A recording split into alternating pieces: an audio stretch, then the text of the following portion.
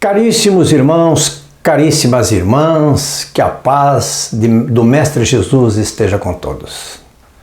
Nós vamos dar continuidade ao nosso relato, o relato do livro de José Carlos Leal sobre Maria de Nazaré, a respeito da vida dela.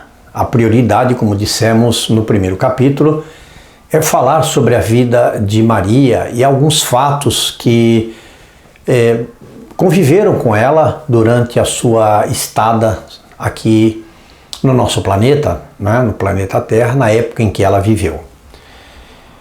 Lucas, como dissemos, questiona a Maria a respeito da vida de Jesus. Ele foi conhecê-la na sua casa, que era uma casa muito simples, para saber mais sobre a vida de Jesus. Ele queria detalhes que só ela poderia fornecer. E hospeda-se então na casa de Maria e ela faz alguns relatos que são relatos importantes do ponto de vista da mãe das mães, não é? Da nossa querida Maria. Então ele tem, Lucas, conhecimento de histórias que ele não sabia da veracidade dessas histórias, se eram reais, se não eram reais, se essas pessoas realmente que estavam contando essas histórias tinham convivido com Jesus ou não. Mas vamos fazer um pequeno resumo aqui dessas histórias que foram contadas por Maria em sua casa após a morte de Jesus. Ela diz que numa manhã estava Jesus com 8 anos de idade. Ela preparava os pães ázimos para a Páscoa, é um tipo de pão especial que em Israel os judeus preparam, não é, para a Páscoa. E ela fala então que Tiago, irmão de Jesus, entrou correndo em casa para dizer que Talita, quem era Talita? Talita era uma ovelha que Jesus gostava muito dessa ovelha, e que brincava com ela e que tinha muito carinho por ela. Disse que ela havia morrido. Então eles correram, foram até o aprisco. Aprisco é o local onde guardavam as ovelhas, né? Nós temos menção do aprisco no Evangelho, onde Jesus diz que nenhuma das suas ovelhas deixaria um aprisco sem que ele fosse buscá-las onde quer que elas tivessem.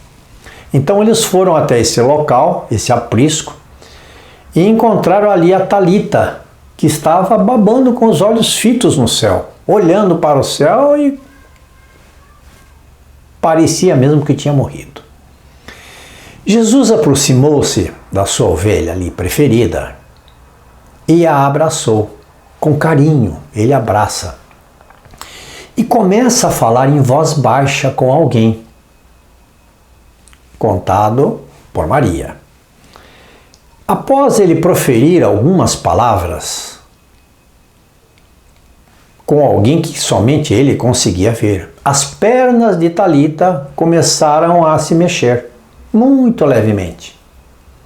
E de repente, o Jesus que estava ali sorriu, feliz, e essa ovelha levantou-se meio cambaleante, colocou-se de pé e recomeçou a andar.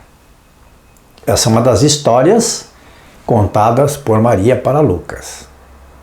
Noutra ocasião, diz Maria, pedi a Jesus que fosse à fonte de água, né? Eles buscavam, tinham dependência de água limpa, não existia naquela época água encanada, então eles buscavam na fonte, a mesma fonte em que Maria fora um dia avisada pelo anjo Gabriel de que seria mãe. Ela pediu para que Jesus fosse buscar água lá. E como ele estava demorando muito, ela disse que foi lá ver o que estava acontecendo.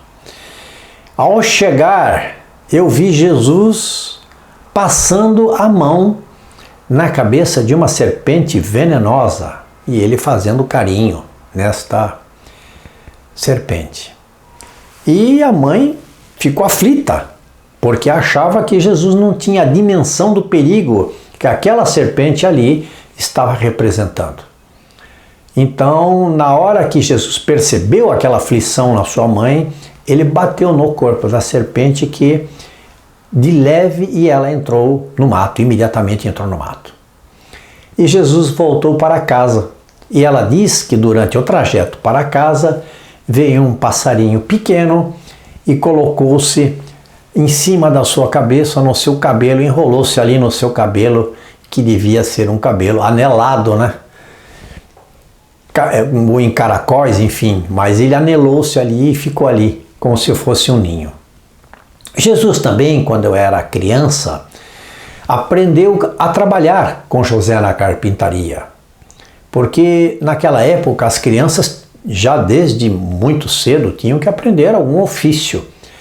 E obviamente não eram crianças que tivessem recursos financeiros ou que fossem filhos, não é, de pessoas ricas que fossem herdar aquilo que os pais tinham.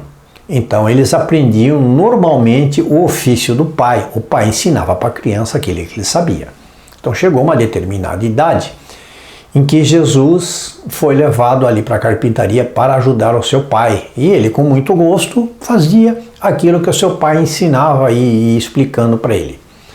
Então, ele não só aprendia com o pai, como também via as pessoas que trabalhavam ali com o pai, aplainando, né, as madeiras, fazendo toda aquela complexidade de medidas com as madeiras. E aos 10 anos ele já sabia plainar uma tábua, encher as fissuras da madeira e outros trabalhos que ele fazia com perfeição. Com o tempo, ele se tornou realmente um carpinteiro capaz, era um carpinteiro capaz, que podia fazer trabalhos até mais complexos, diz Maria. Ele, Jesus, sempre chamava a sua mãe de mãezinha, com muito carinho, com muito amor, não é? Nós podemos imaginar Jesus, criança, olhando para sua mãe com aquela ternura, sabedor ele, Jesus, da sua missão, que iria começar num determinado tempo, o amor que ele tinha por tudo, como ele mencionou a própria mãe, quando ela estava aflita e ela viu ele ali com a serpente, ele disse para ela que aquilo ele fazia com amor e tudo que nós fizéssemos com amor não teria problema algum, que nós, quando sentíssemos amor, esse sentimento puro do coração, nada disso teria problema. E para a mãe, ele também falava ele fazia questão de dizer, né, para a mãe que tinha vindo cuidar das coisas do seu pai. E esta situação não incomodava, mas deixava pensativo, né, o seu pai José e a própria mãe, porque, como dissemos, Maria não tinha a consciência plena espiritual de que ela também estava em missão, muito menos José. Mas Jesus tinha, ele sabia o tempo todo, estava cercado de toda a espiritualidade celeste que estava ali ajudando a ele, e ele, como espírito puro que é, tinha a noção absoluta daquilo que tinha vindo fazer. E essas frases que ele falava, que tinha vindo para fazer as coisas do seu pai, cuidar das coisas do seu pai, ele com 12 anos de idade, quando foram à festa lá em Jerusalém, ele estava no tabernáculo, junto com os doutores da lei, quando a mãe sentiu falta dele num determinado momento e saiu procurando até encontrá-lo, conversando com os doutores da lei, aflita, porque, como toda mãe, onde está meu filho? Quando desaparece, fica aflita. E quando ela o encontrou, ele disse para ela, com 12 anos de idade, ele disse para ela por que aquela aflição toda, ele não via razão naquilo, porque ele estava na casa do pai dele, cuidando das coisas, dos assuntos do pai. Então, como dissemos, Jesus tinha plena e total consciência, sempre teve, em qualquer idade, daquilo que ele precisava fazer, independente de ser criança ou não ser criança. Maria diz a Lucas que já nesta época ela sentia que ele, Jesus, viera por ela, mas que ele não era seu.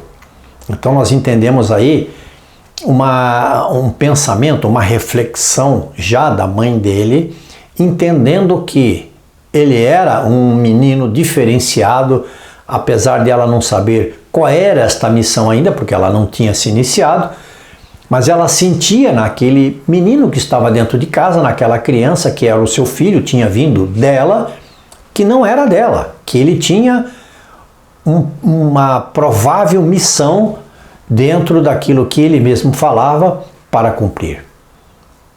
A mãe das mães sente no seu coração essa aflição pela qual passam todas as mães que amam os seus filhos e que nada podem fazer para mudar o seu destino. Queridos irmãos, é o que nós tínhamos para conversar deste capítulo 2 sobre a infância de Jesus, dando uma pequena ideia de como era Jesus dentro da sua casa, no seu dia a dia, alguns fatos que ocorreram com ele, na narrativa, não é, de Maria, a sua mãe. Muito obrigado a todos.